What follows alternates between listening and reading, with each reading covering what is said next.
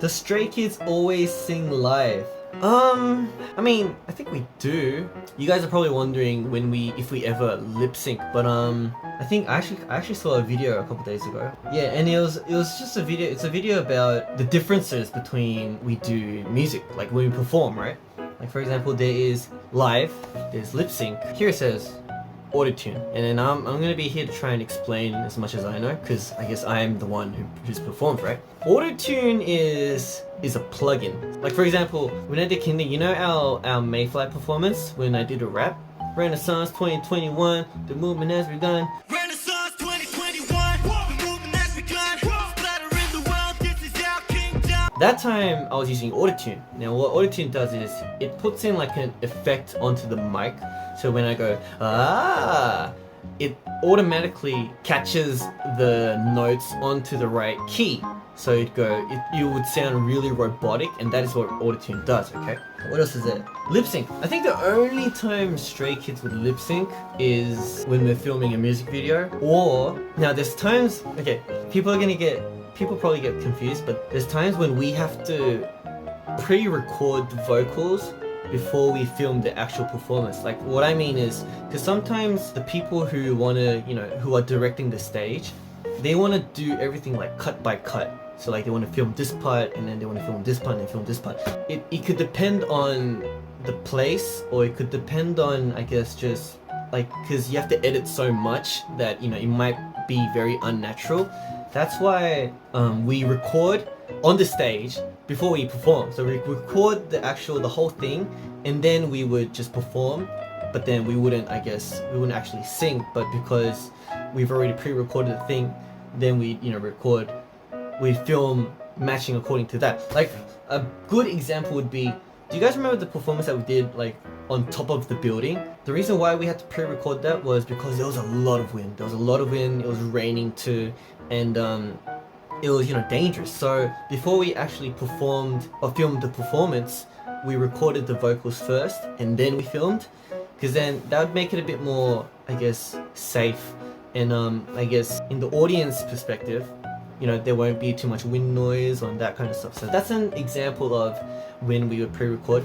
Another time we pre-recorded was for Thunderous, when it was in like a really iconic stage.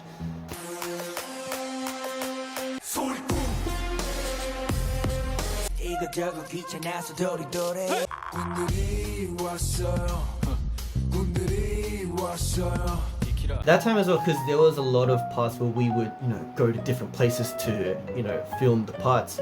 Based on those parts, we can't always record the vocals, so that's why we had to pre-record it and then do that.